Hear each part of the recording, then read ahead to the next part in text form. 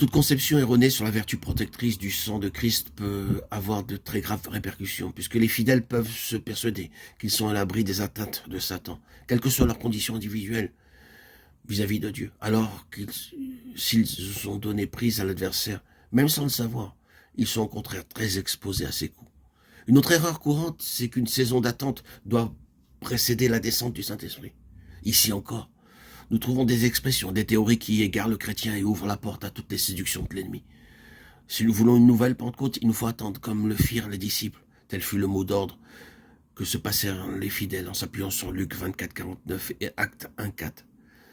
Et nous avons attendu jusqu'à ce que les incursions d'adversaires dans nos réunions dites d'attente nous aient obligés à retourner aux Écritures pour les sonder sur ce point. Alors, nous sommes aperçus que la portée de l'expression si souvent employée dans l'Ancien Testament, et particulièrement dans les psaumes « Attends-toi à l'Éternel », avait été forcée, exagérée. L'attente à Dieu pour qu'il répande son esprit s'était prolongée durant des mois et des années, alors que 10 jours seulement séparèrent l'ascension de la Pentecôte. Et pour que quelques-uns, cette attente aboutit à une invasion d'esprits séducteurs qui leur ouvrit brutalement les yeux. Que dit l'Écriture concernant cette attente de l'esprit ? Les disciples attendirent 10 jours.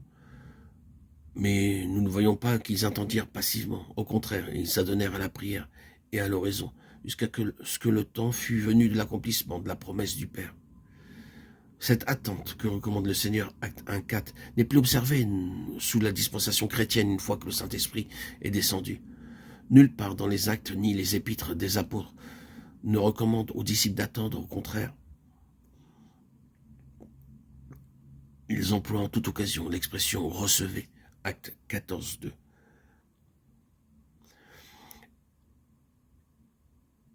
Il est vrai que d'une façon générale, l'Église de notre siècle vit expérimentalement comme si le Consolateur n'était pas encore venu. Toutefois, ceux qui recherchent auprès de Dieu le baptême d'Esprit Saint ne se trouvent pas pour cela dans la position des disciples avant la Pentecôte. Depuis les jours de la première descente du Saint-Esprit, d'autres Pentecôtes ont visité la terre. Mais ce fut chaque fois sans attente préalable qu'observèrent les apôtres. Voyez Acte 4.31. Le Saint-Esprit qui procède du Père envoyé par le Fils a déjà été répandu sur les enfants de Dieu. Il est parmi eux. Il attend toujours prêt à se communiquer à tous ceux qui veulent le recevoir, le saisir. Jean 15, 26, Acte 2, 33, 38, 39. Attendre que l'Esprit descende n'est donc pas conforme à l'enseignement général des actes et des épîtres, qui met plutôt l'accent sur le devoir impérieux de revendiquer, de vouloir non seulement l'union avec le Seigneur Jésus en sa mort et sa vie de résurrection, mais aussi la promesse du Père, ce revêtement de puissance qui descendit sur les disciples au jour de Pentecôte.